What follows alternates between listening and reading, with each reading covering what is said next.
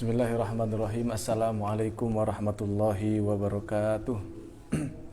Ila hadratin Nabi Mustafa Sayyidina Muhammad Rasulullah sallallahu alaihi wasallam wa ala alihi wa ashabihi wa azwajihi wa dzurriyyatihi wa ahli baitihi tamanna khususan ila abaihi minal anbiya wal mursalin wa ilal malaikatil muqarrabin wal qarrabin syuhada wa surin muslimin sadatin wa mutin wa kullu muslimin haqiqatan radhiyallahu anhu jami'a syekhina muslimin jama'a sunnah jami'a syekhina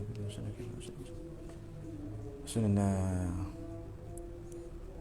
Syabna wal wajiri wa syazuna wa ilman wa tanusasmu wa fadlihi wa salina Fanallahu bi'ulumihim al-Fatihah. A'udzu billahi minasyaitonir rajim. Bismillahirrahmanirrahim. Alhamdulillahi rabbil alamin arrahmanir rahim maliki yaumiddin. Iyyaka na'budu wa iyyaka nasta'in ihdinas siratal mustaqim siratal ladzina an'amta 'alaihim ghairil maghdubi 'alaihim waladdallin. Rabbighfirli wa liwalidayya wa lil mu'minina amin. Bismillahirrahmanirrahim. Alhamdulillahil wahidil ahad al-fardis samad allazi lam yalid wa lam yulad wa lam yakul lahu kufuwan ahad. Allahumma shalli wa sallim ala sayyidina wa maulana Muhammad afdhalil ibad wa ala alihi wa sahbihi wa man tabi'ahu ila tulil amad. Qala Allah ta'ala fi kitabihil karim a'udzu billahi minasyaitonir rajim. Rabbi shrah li sadri wa yassir li amri wahlul 'uqdatam min lisani yafqahu qawli. Allahumma arinal haqqa haqqan warzuqna ittiba'ah wa arinal batila batilan warzuqna ijtinabah. Radina billahi rabba wa bil islami dina wa bi sayyidina Muhammadin nabiyya wa rasula wa bil qur'ani imama. Bismillahirrahmanirrahim. Kita akan melanjutkan kajian kitab Syarah Tijanud Daruri.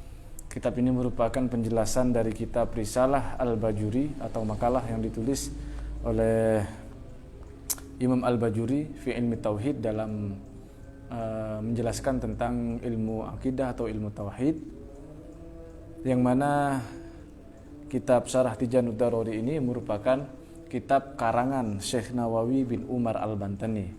Pada kesempatan kali ini kita akan membahas tentang sifat qiyamuhu bin nafsihi, atau dalam kitab ini ditulis al-qiyamu bin nafsi. Bismillahirrahmanirrahim. Kalau teman-teman pegang kitab Syarah Tijanud Daruri versi cetakan Darul Kutub An-Ilmiyah yang seperti ini, teman-teman silahkan buka di halaman 13 ya. Qala al-mu'allifu rahimahullahu ta'ala wa nafa'ana bihi wa bi'ulumihi wa amadana bimadadihi wa anwarihi fid dharaini amin. Wa yajibu fi haqqihi ta'ala al-qiyamu bin nafsi. Wajib hukumnya secara rasional menurut akal sehat kita, fi haqqihi ta'ala bagi Allah ta'ala, al-qiyamu bin nafsi memiliki sifat al-qiyamu bin nafsi atau qiyamuhu bin nafsihi. Terjemahan dari al-qiyamu bin nafsi seringkali diartikan dengan berdiri sendiri. Namun kalimat yang lebih tepat dalam hemat kami adalah independen. Independen artinya Allah berdiri sendiri dalam arti Allah tidak butuh terhadap apapun. Wa maknahu, adapun pengertian makna yang dimaksud dengan berdiri sendiri, mufassarun bi amrain, ialah bisa diartikan, dijelaskan dengan dua pengertian. Al-awwalu, yang pertama, annahu ta'ala la yaftakiru ila mahallin, bahwasanya Allah Ta'ala tidak butuh terhadap mahal di sini bukan tempat ya, tapi yang dimaksud adalah zat.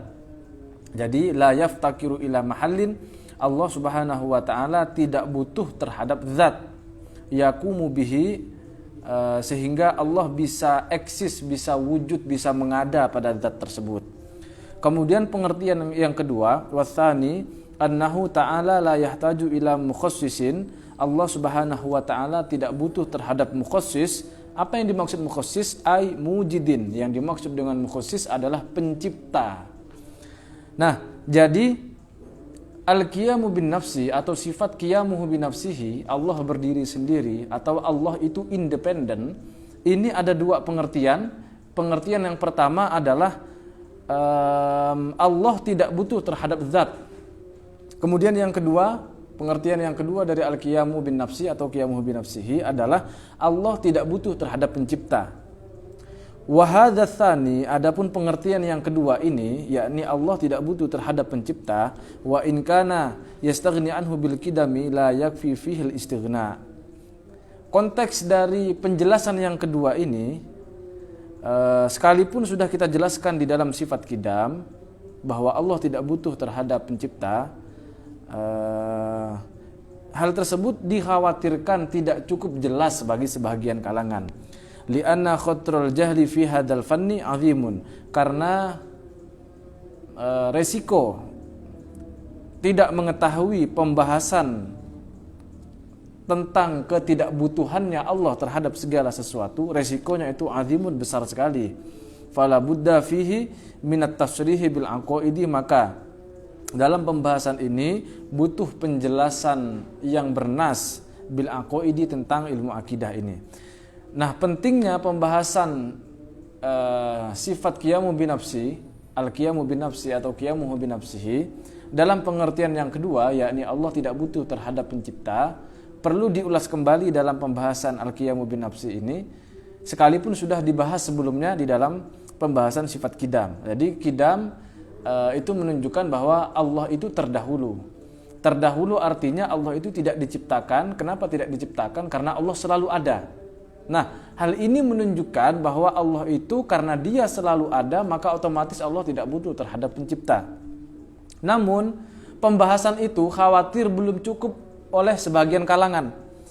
Oleh karenanya perlu dibahas kembali di dalam pembahasan al-qiyamu binafsi, sifat ini, yakni sifat qiyamuhu binafsihi atau berdiri sendiri, atau kita terjemahkan dengan Allah itu maha independen, tidak butuh terhadap segala sesuatu.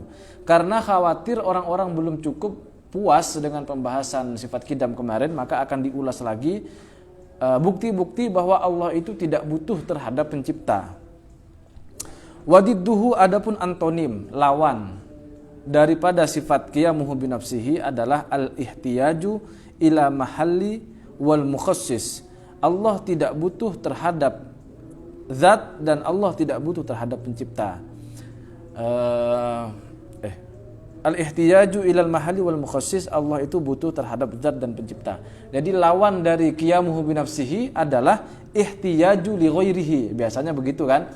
Allah memiliki sifat wujud, qidam, baqa, mukhalafatul hawadisi, qiyamuhu binafsihi.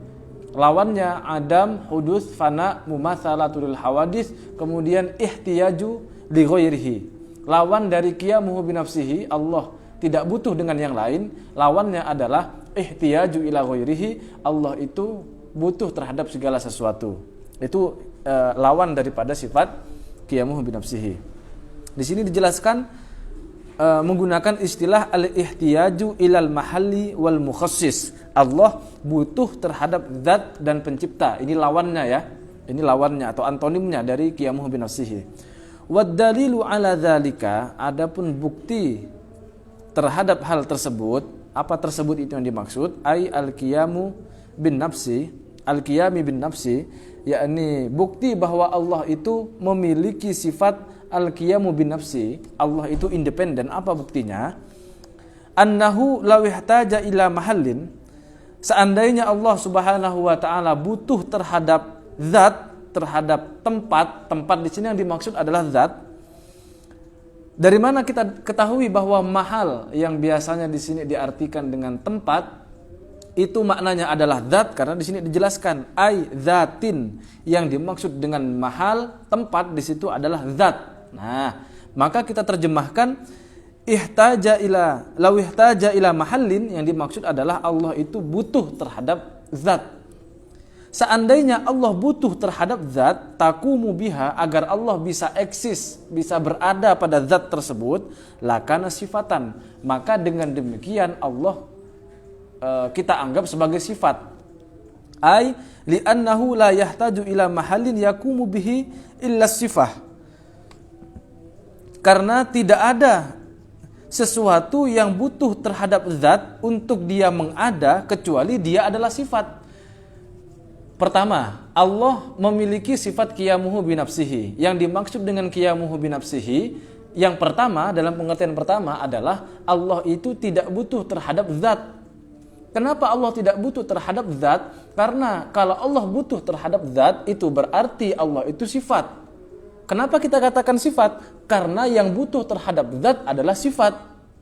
Misalnya nih, dalam diri saya, mana yang disebut adnan? Yang disebut adnan ya ini, semuanya nih secara keseluruhan. Kemudian kalau kita lihat misalnya, saya memiliki ciri-ciri berambut hitam, alis agak tebal, misalnya berkumis tipis, wajah agak lonjong, kemudian kulit sawo matang, kemudian laki-laki, lalu giginya masih lengkap misalnya. Itu semua adalah sifat. Nah, sifat-sifat tersebut tidak mungkin dia berdiri sendiri. Tidak mungkin dia eksis, dia wujud tanpa melekat pada zat. Atau contoh yang lebih gampang aja. Kadang kita ada guyonan gini kan dalam konten-konten biasanya itu. Mundur sedikit wir. Kenapa? Gantengnya kelewatan. Seolah-olah di sini ada zatnya, kemudian gantengnya di belakang, sifatnya di belakang. Ini sebenarnya secara logis tidak masuk akal. Nah, namun karena ini hanya sekedar gombalan ya sudahlah. Ya hanya sekedar guyonan-guyonan aja, karena hanya sekedar bercanda ya oke lah, kita bisa terima itu sebagai guyonan, tapi tidak secara rasional. Karena ganteng atau cantik itu sifat. Ganteng ataupun cantik itu tidak mungkin terpisah dengan zatnya. Misalnya nih, ada orang yang bilang, Mas Adnan, kamu kok ganteng sih? Tapi gantengnya ada di sebelah kamu, tidak ada pada kamu. Nah, itu berarti dia ngece itu ya. Dia berarti hanya sekedar mengolok-olok saja. Karena ganteng dengan zatnya itu tidak mungkin terpisah. Cantik dengan zatnya itu tidak mungkin terpisah. Yang disebut ganteng itu ya pasti dia ada pada zatnya. Yang disebut cantik itu dia pasti ada pada zatnya. Misalnya ada sifat jujur. Ada orang mengatakan saya jujur. Cuman lalu orang mengatakan jujur itu tidak ada pada saya. Jujur itu ada di luar saya. Nah, ini kan berarti jelas tidak masuk akal. Sehingga akidah dari saudara-saudara kita, misalnya saudara yang Kristen misalnya, kalau ada yang meyakini bahwa Yesus adalah firman, yang mana firman ini dalam bahasa ilmu tauhid kita atau akidah kita, firman ini bahasa Arabnya kalam. Jadi Allah juga punya sifat kalam. Wujud kidam baqo mukhalafatul hawadisi qiyam bi nafsi wahdaniyah qudrah irada ilmu hayah sama basor kalam. Allah punya sifat kalam. Kalam itu artinya Allah itu maha berfirman, Allah maha berkomunikasi, Allah maha berbicara. Nah, kalau Yesus itu dikatakan sebagai kalam, dia adalah firman, yang mana Yesus sebagai firman itu terlepas dari Allah di surga, ini sebenarnya sudah tidak masuk akal. Kenapa? Karena firman dia adalah sifat. Sifat tidak mungkin terpisah dengan zat. Sehingga jika ada yang meyakini bahwa Allah ada di surga, sementara Yesus sebagai firman, yang firman itu adalah sifat terpisah dari zatnya, ini jelas tidak masuk akal. Tidak mungkin seperti itu. Saya misalnya punya sifat ganteng, tapi gantengnya tidak melekat pada saya, lalu ada di luar saya gantengnya. Apakah itu masuk akal? Jelas tidak masuk akal. Saya dikatakan orang yang jujur, tapi jujur itu tidak ada pada saya. Jujur itu ada di luar diri saya. Apakah itu masuk akal? Jelas tidak masuk akal. Jadi sesuatu yang melekat pada zat, dia haruslah sebuah sifat. Sifat dia pasti melekat pada zat, zat dia pasti dilekati oleh sifat. Itu pengertiannya. Ini pengertian dasar. Saya ulangi lagi. Sifat dia tidak mungkin berdiri dengan sendirinya. Tidak mungkin dia mengawang-awang begitu saja tanpa melekat pada zat. Yang disebut sifat dia pasti melekat pada zat, sementara zat adalah sesuatu yang dilekati oleh sifat. Nah, kalau ada zat kemudian kita mengenali zat tersebut, maka itu pasti karena ada sifatnya. Nah, di sini dikatakan al-qiyamu bin nafsi atau qiyamuhu bin nafsihi, Allah tidak butuh dengan segala sesuatu. Salah satu maknanya adalah Allah tidak butuh terhadap zat.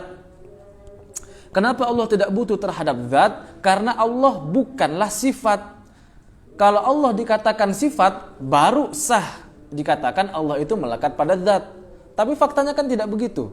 Allah itu bukan sifat, sebaliknya Allah adalah zat itu sendiri, yang mana karena Allah itu zat, maka Allah memiliki sifat-sifat yang kita kenal dengan 20 sifat yang wajib itu bagi Allah Ta'ala. Nah, nanti akan kita bahas lebih rinci lagi di pembahasan sifat ma'ani ya. Bismillah.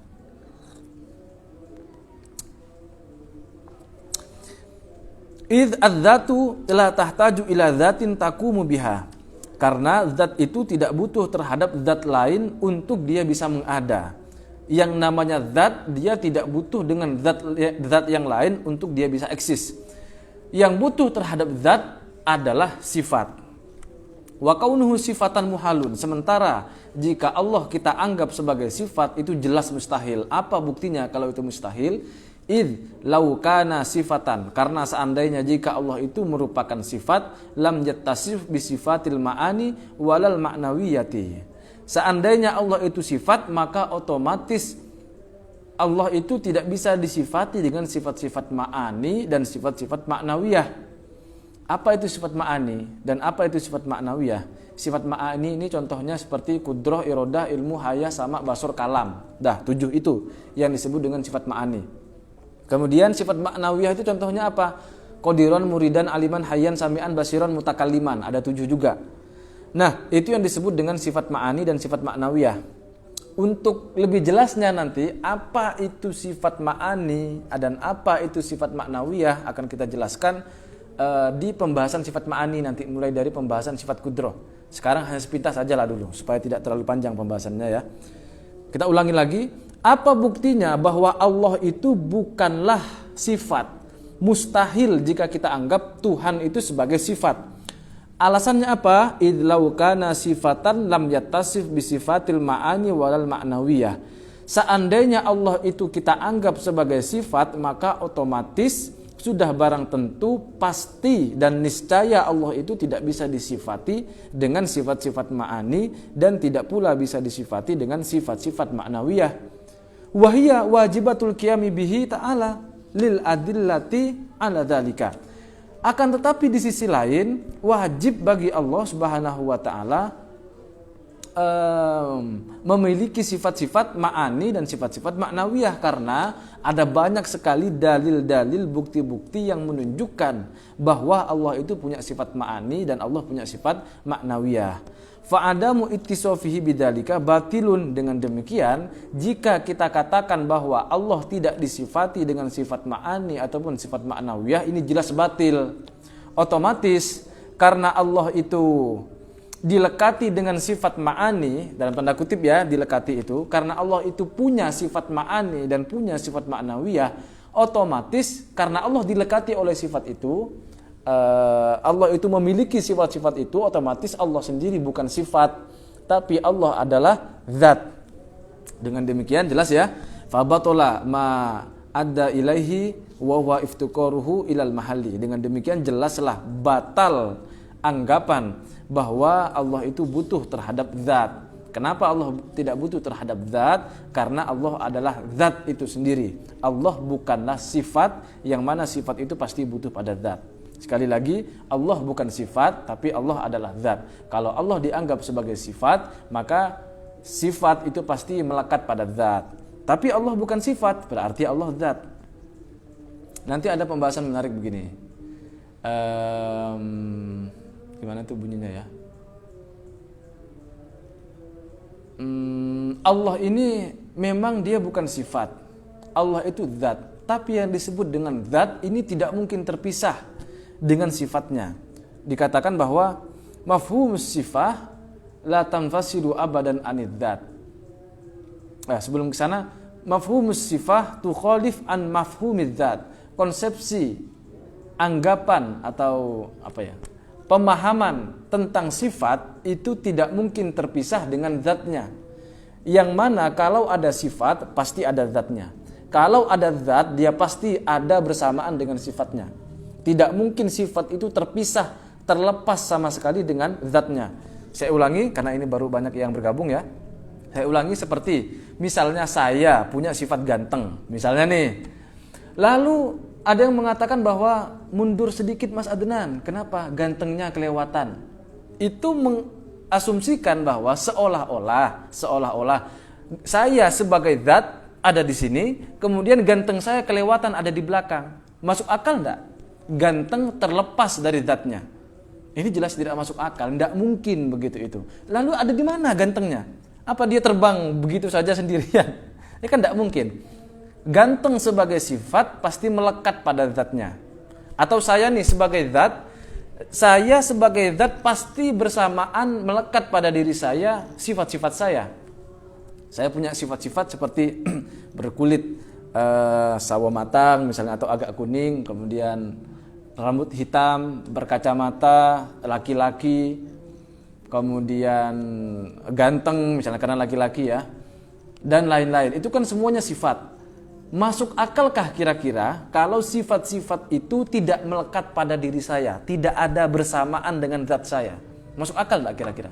Jelas tidak masuk akal. Sehingga sifat itu haruslah ada pada diri saya sebagai zat. Sifat tidak mungkin mengawang-awang, terbang sendirian atau dia mewujud sendiri tanpa melekat pada zat manapun. Itu mustahil begitu itu. Nah, Allah itu zat, otomatis karena Allah itu zat ini tidak mungkin terlepas dengan sifat. Sifat pun tidak mungkin terlepas dari zatnya. Ini harus selalu bersamaan ini. Apakah itu berarti Allah butuh dengan sifat? Tidak begitu juga.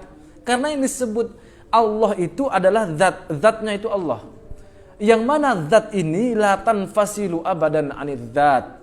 Karena Allah zat pasti tidak mungkin terpisah dari sifatnya. Karena yang disebut zat itu adalah sesuatu yang dilekati oleh sifat.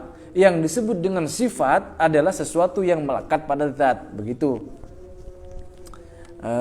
Kemudian pertanyaan-pertanyaan seputar itu ya seperti tadi. Apakah Allah butuh terhadap sifat-sifatnya? Ini pertanyaan yang salah. Kenapa pertanyaan itu salah? Karena yang disebut Allah itu zat atau sifat? Yang disebut Allah itu jelas zat. Allah itu tidak mungkin sifat. Apa buktinya? Allah punya sifat qiyamuhu binafsihi. Nah, tadi sudah kita jelaskan. Yang dimaksud qiyamuhu binafsihi salah satu maknanya adalah Allah itu tidak butuh terhadap zat. Karena Allah tidak butuh terhadap zat, otomatis Allah itu bukanlah sifat. Karena sesuatu yang melekat yang butuh pada zat adalah sifat. Allah bukan sifat, tapi Allah zat sehingga Allah tidak butuh pada sifatnya.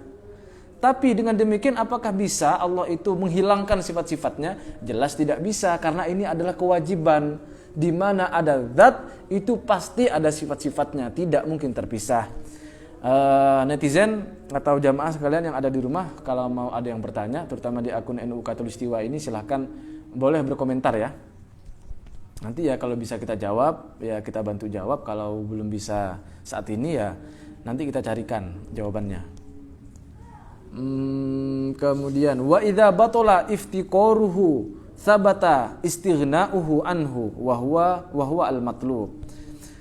Oke, ketika sudah jelas bahwa butuhnya Allah terhadap zat itu adalah perkara yang batil, maka jelaslah dapat kita tetapkan bahwa Allah itu tidak butuh terhadap mahallun atau terhadap zat, wa huwa al-matlub, dan itulah yang kita cari. Ini yang pertama. Oke. Kemudian yang kedua. Tadi kan yang pertama, sifat qiyamuhu binafsihi, Allah itu berdiri sendiri atau Allah itu maha independen, tidak butuh dengan yang lain. Pengertiannya dua. Yang pertama, Allah itu tidak butuh terhadap zat, sudah kita bahas yang barusan. Kemudian yang kedua, pengertian qiyamuhu binafsihi adalah Allah itu tidak butuh terhadap mukhassis. Yang dimaksud dengan mukhassis adalah mujidin, yakni pencipta. Allah tidak butuh terhadap pencipta. Apa buktinya kalau Allah itu tidak butuh terhadap pencipta? Lawihtaja ila mukhassisin, seandainya Allah itu butuh terhadap mukhassis, ay mujidin yujiduhu. Yang dimaksud dengan mukhassis adalah pencipta yang menciptakan Allah. Seandainya Allah itu butuh terhadap pencipta sehingga Allah bisa mengada sekarang, seandainya demikian, lakana hadithan, maka pasti Allah itu adalah sesuatu yang baru. Ingat, sesuatu yang baru dalam pengertian ilmu tauhid atau ilmu akidah adalah satu wujud yang dia melalui fase ketiadaan sebelumnya. Itu yang disebut hadis. Atau satu wujud yang dia berpotensi untuk tidak ada di masa depan, berpotensi untuk sirna, berpotensi untuk rusak, hancur, musnah, kemudian mati dan seterusnya. Itu yang disebut hadis. Seperti manusia, kita ulangi lagi, manusia ini sekarang ada. Sebelum sekarang manusia ada, dia melalui fase sebelumnya tidak ada. Tidak ada dulu, lalu sekarang ada. Setelah sekarang ada, nanti manusia tidak ada. Nah, yang melalui fase seperti ini, awalnya tidak ada, kemudian ada, dan nanti akan tidak ada, ini adalah fase dari sesuatu yang hadis, baru. Baru itu begini, ini yang dimaksud dalam ilmu tauhid. Nah, kalau Allah tidak pernah melewati fase tidak ada sebelumnya di masa lalu, inilah yang disebut dengan Allah itu kidam, memiliki sifat kidam. Sehingga Allah kita sebut sebagai kodim. Allah terdahulu. Yang dimaksud terdahulu, Allah tidak diciptakan. Kenapa dikatakan tidak diciptakan? Karena Allah tidak pernah melewati fase sebelumnya tidak ada, lalu menjadi ada. Tidak ada nih. Awalnya tidak ada, lalu menjadi ada.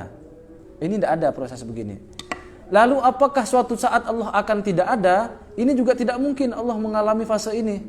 Karena Allah tidak mungkin mengalami fase ini, maka yang tersisa adalah Allah selalu ada. Allah tidak diciptakan, Allah tidak mungkin sirna. Allah tidak diciptakan, ini disebut Allah punya sifat kidam.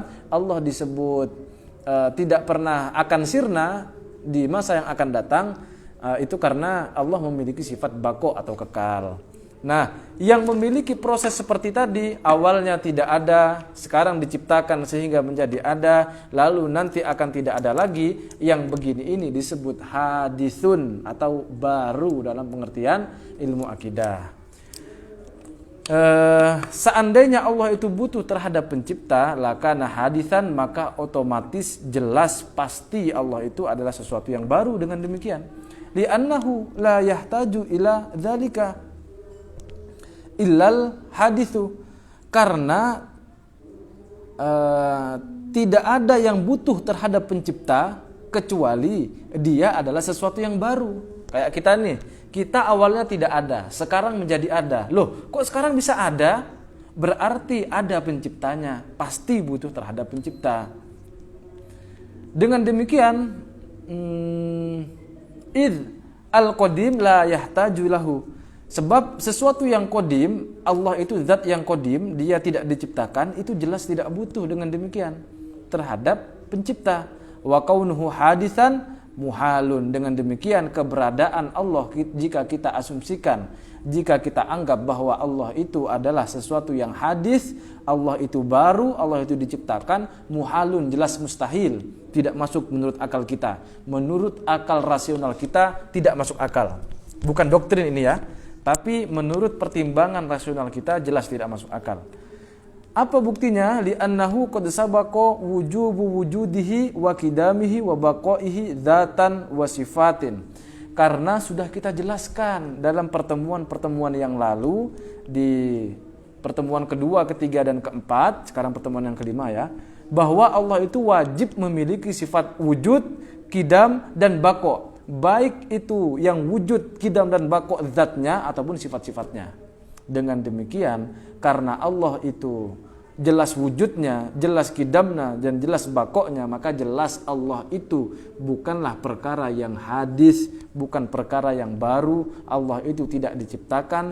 Kalau Allah tidak diciptakan, maka otomatis Allah tidak butuh terhadap pencipta. Nah, itulah yang dimaksud dengan al-qiyamu, sifat al-qiyamu bin nafsi atau sifat qiyamuhu bin nafsihi. Diterjemahkan biasanya berdiri sendiri. Berdiri sendiri ini yang dimaksud adalah Allah itu tidak butuh terhadap segala sesuatu. Dalam pengertian di kitab ini, Allah itu tidak butuh dengan zat karena Allah itu bukan sifat, dan Allah juga tidak butuh terhadap pencipta karena Allah selalu ada.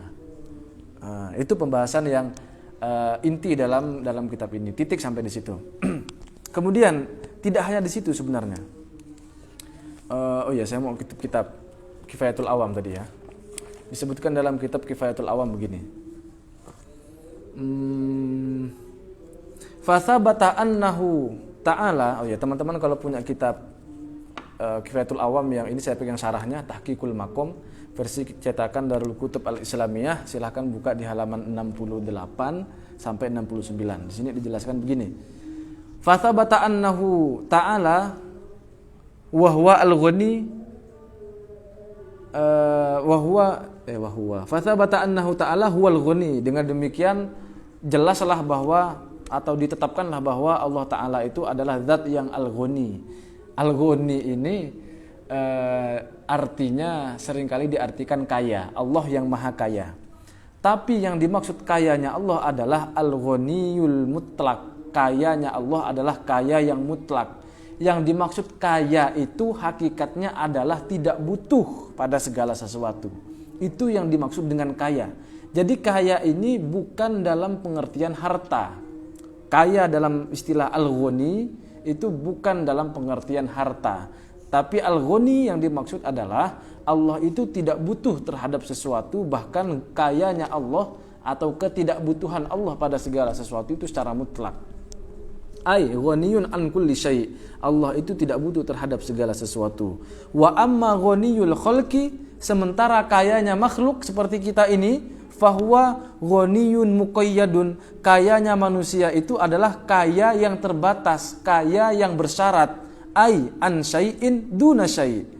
Kayanya makhluk, kayanya manusia semua ini itu kaya terhadap sesuatu tapi tidak dengan sesuatu yang lain. Contoh nih, apa syaratnya kita disebut kaya?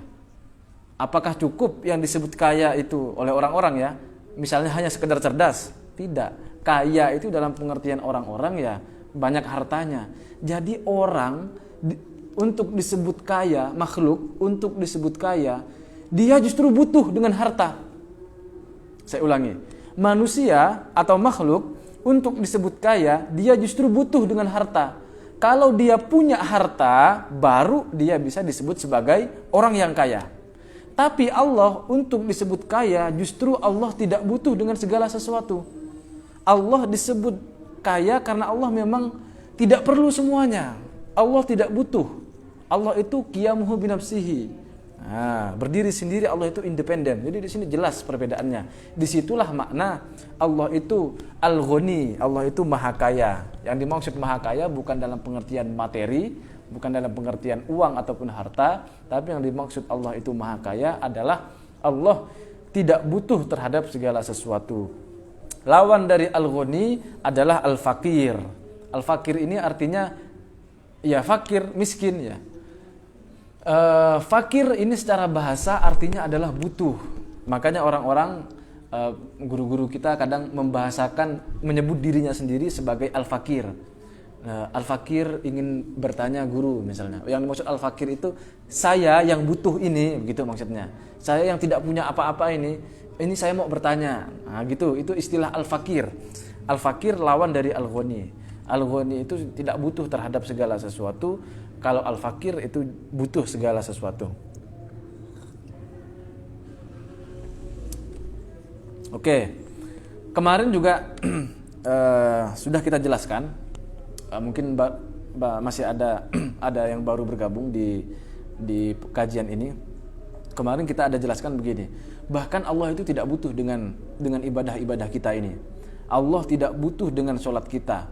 Allah tidak butuh dengan puasa kita. Allah tidak butuh dengan zakat, Allah tidak butuh dengan dengan sedekah kita. Allah tidak butuh dengan penghambaan kita, tidak butuh Allah itu. Nah, yang butuh terhadap Allah itu ya kita. Kita contohkan begini kemarin. Ini kita tidak berbicara tentang Tuhan dulu ya. Analoginya begini, contohnya begini. Bayangkan ada seorang raja yang kaya. Seorang raja, otomatis kalau raja dia pangkatnya sudah tertinggi di antara manusia-manusia yang lain nih. Ada seorang raja, pangkatnya yang paling tinggi. Kekayaannya sudah tidak bisa terhitung lagi. Pasukannya banyak, pekerjanya semuanya profesional. Dan si raja ini tidak butuh dengan pekerja tambahan, tidak butuh karyawan tambahan sebenarnya. Karena pekerjanya semuanya profesional. Lalu tiba-tiba datang seorang, katakanlah orang gembel lah, katakanlah gembel. Ada datang orang miskin, dia adalah seorang gembel, katakanlah begitu. Lalu mengemis kepada si raja ini.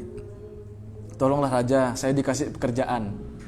Logikanya seharusnya, apakah raja akan menerima si gembel tadi, padahal kita tahu bahwa semua pekerja raja itu sudah terpenuhi. Raja butuh apa, mau pekerja yang seperti apa, itu sudah ada semuanya. Kemudian semua pekerja raja itu juga orang-orang yang profesional semua. Kira-kira dengan kondisi raja yang seperti itu, dia akan menerima si gembel ini atau tidak? Seharusnya tidak diterima. Tapi kemudian dengan berbelas kasihan, dengan kasih sayangnya si raja ini, raja itu kemudian, ini kasihan nih, gembel ini mungkin dia butuh makan untuk keluarganya atau untuk dia sendiri. Lalu ya udahlah, okelah kamu kerja. Saya kerja apa tapi ini raja, saya tidak bisa apa-apa. Waduh, ini merepotkan ini. Kan seharusnya kan begitu kan? Ini malah merepotkan ini. Udahlah diterima, malah dia tidak bisa apa-apa, masih kita juga yang ngurusin dia agar bisa bekerja ini dan itu. Ya tapi sudahlah. Karena berbelas kasihannya si raja tadi itu tetap diterima. Oke, nanti kamu pergi ke orang yang bernama si A itu. Si A itu adalah orang yang profesional dalam pekerjaannya. Nanti kamu akan diajarkan bekerja oleh si A itu sehingga kamu menjadi pekerja yang profesional. Nah, dari cerita ini adalah analogi. Allah itu sudah memiliki semuanya. Allah itu bahkan mau apa saja bisa. Sudah tidak butuh dengan kita. Allah tidak butuh dengan ibadah kita. Lalu tiba-tiba Allah memberikan kita syariat, memberikan kita kewajiban berupa sholat misalnya. Apakah kewajiban sholat itu untuk kepentingan Allah? Jelas tidak. Kenapa? Kalau Allah butuh dengan sholat kita, berarti itu bukan Tuhan begitu. Karena butuh dengan ibadah kita, butuh dengan sholat kita. Nah, justru Allah itu meminta kita, bahkan diwajibkan kita itu untuk sholat, menyembah Allah, beribadah kepada Allah. Itu semua bukan karena kepentingan Allah, tapi itu karena kepentingan kita umat manusia. Kita lahir ke dunia, gembel, tidak punya apa-apa, bahkan tidak tahu apa-apa. Bayangkan kalau Allah sebagai Tuhan lalu tidak memberikan aturan apapun, kita murni dari nol suruh nyari sendiri gimana cara nyembah Allah, pasti susah kita mau masuk surga. Tapi Allah tidak butuh dengan segala sesuatu. Lalu Allah dengan rahmatnya, dengan kasih sayangnya, Allah mengasih petunjuk gimana nih caranya supaya hamba-hambaku tuh yang terlantar semua itu bisa menyembah aku supaya dia bisa masuk surga.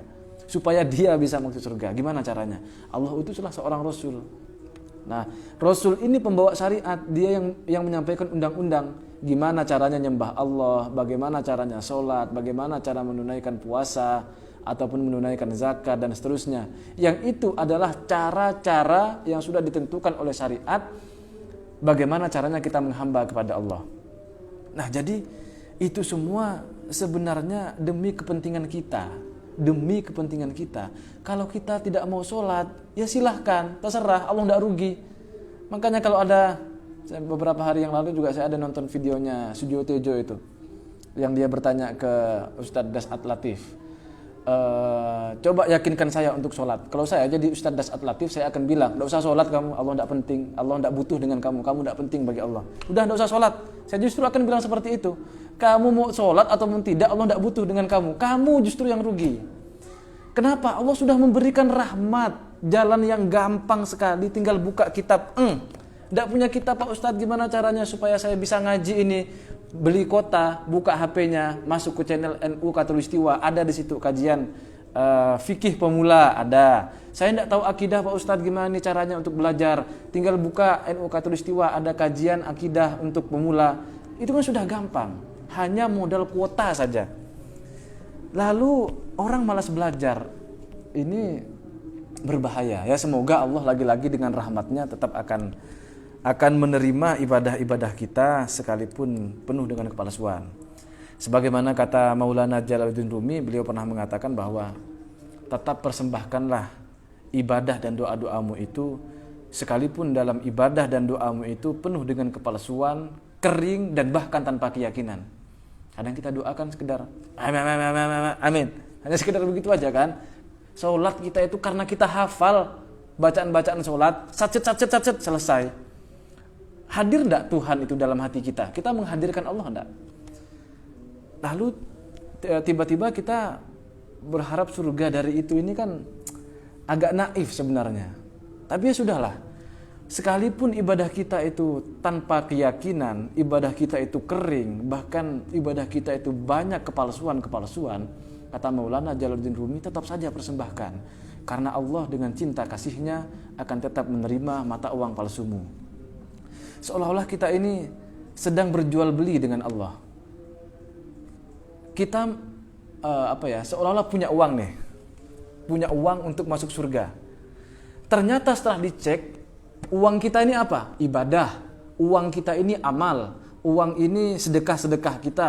Uang ini sholat kita, zakat kita, puasa kita. Yang mana sholat, ibadah, zakat, puasa kita ini uang palsu.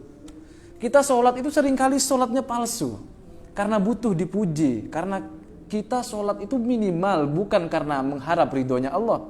Tapi karena takut masuk neraka. Itu saja sebenarnya. Ya kan? Coba jujur. Jujur. Ya sama, saya pun juga begitu. Seandainya surga ini tidak ada, neraka itu tidak ada, apa kita masih mau sholat? Agak susah kayaknya ya.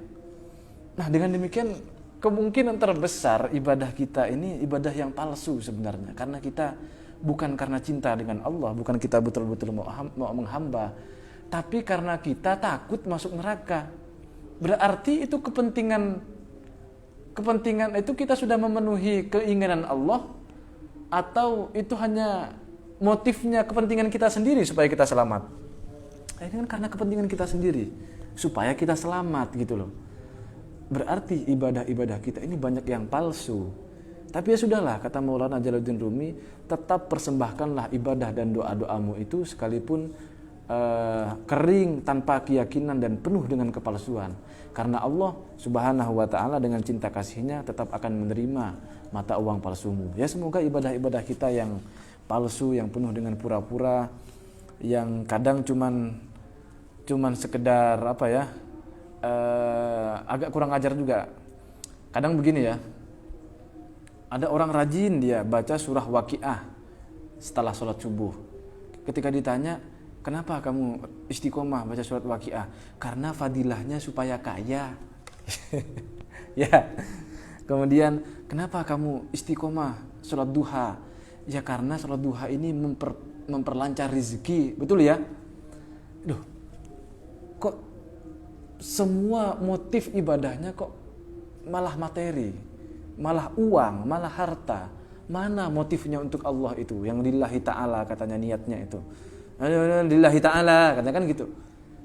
Dengan demikian berarti betul ibadah kita ini banyak yang palsu. Apalagi kalau misalnya sudah tertimpa hutang, ini mepet mau lebaran, butuh baju baru, butuh THR untuk keponakan dan lain sebagainya, baru ibadahnya banyak. Seolah-olah begini, ya Allah saya punya hutang, bayarin ya. Ini saya sholat nih sekarang, tapi bayarin ya Allah. Jadi Allah disuruh bayarin hutang, Allah disuruh menyelesaikan masalah. Sedangkan kita sholatnya cuma sekedar haho, hanya sekedar membaca hafalan-hafalan. Nah, ini kan sebenarnya sudah su'ul adab, sudah tidak sopan, sudah kurang ajar kepada Tuhan sebenarnya. Jadi Allah disuruh bayar utang, Allah disuruh ngasih dia kekayaan. Jadi Allah itu babu jadinya. Allah itu justru menjadi pelayan kita. Sholatnya hanya sekedar formalitas, bacaan-bacaannya hanya sekedar hafalan, dalam sholatnya tidak pernah ingat Allah sama sekali. Lalu ketika berdoa, ya Allah minta kaya, minta istri yang cantik, kalau bisa 4 ya Allah. Aduh yang diminta banyak hal tapi ibadahnya kering. Ini kan berarti kan dia doa, ya Allah berikanlah saya kekayaan. Itu kan berarti dia nyuruh, merintah kepada Allah. Lalu nanti kalau doanya tidak dikabulkan, dia malah malah mengeluh, malah marah-marah ke Allah. Mana ya Allah? Katanya engkau maha pengabul doa. Mana kok sampai sekarang tidak dikabulkan doa-doa saya? Ya, berarti dia menganggap Allah sebagai pelayannya dia. Dia merasa sebagai tuannya. Padahal yang benar, kitalah pelayannya, Allah adalah tuannya. Kita ini abdun, kita ini hamba, kita ini pelayannya. Allah lah sang maula, Allah lah Tuhannya. Sehingga kita yang seharusnya menghamba kepada Allah. Nah, itu bekal dengan ilmu tauhid seperti itu. Kalau kita tahu bahwa Allah itu tidak butuh terhadap segala sesuatu, bahkan kita bisa sholat, kita bisa ibadah, kita bisa berdoa, kita bisa berzikir, kita bisa wiritan, itu semua hakikatnya adalah kekuatan Allah, maka tidak ada yang bisa disombongkan. Itu lagi-lagi modalnya adalah tauhid, ilmu akidah seperti ini. Oleh karena itu sekali lagi, akidah ini adalah usuluddin, dia prinsip agama. Kalau akidahnya benar, maka ibadah-ibadahnya yang lain, syariatnya, sholatnya, puasanya, ibadah-ibadahnya yang lain itu insya Allah semuanya benar sesuai dengan aturan syariatnya. Tapi kalau akidahnya keliru, ya runtuh semuanya, keliru semuanya. Mudah-mudahan kita semua diberikan keistiqomahan untuk terus ngaji kitab akidah, khususnya Syarah Tijanul Daruri dalam bulan Ramadan ini. Semoga bisa sampai hatam. Target saya sebenarnya kalau di bulan Ramadan ini mungkin hanya hatam di bab uluhiyah, bab ketuhanan. Artinya hanya 20 sifat wajib bagi Allah dan 20 sifat mustahil bagi Allah. Sementara sifat para rasul yang 4 itu, sidik, amanah, tabligh, fatonah, itu nantilah setelah Ramadan barangkali atau setelah Lebaran ya. Kemudian nanti juga pembahasan-pembahasan yang lain di kitab ini mungkin kita lanjutkan setelah Ramadan. Yang akan kita hatamkan di bulan Ramadan ini adalah 20 sifat wajib bagi Allah Subhanahu wa taala. Demikian, semoga penjelasan singkat ada manfaatnya fid dunya wa dunya wal akhirah. Sekali lagi ini bukan bermaksud menggurui, ini ya kita sharing-sharing saja berdasarkan ilmu akidah yang kita pelajari ini. Wallahul muwaffiq ila aqwamit thoriq. Wassalamualaikum warahmatullahi wabarakatuh.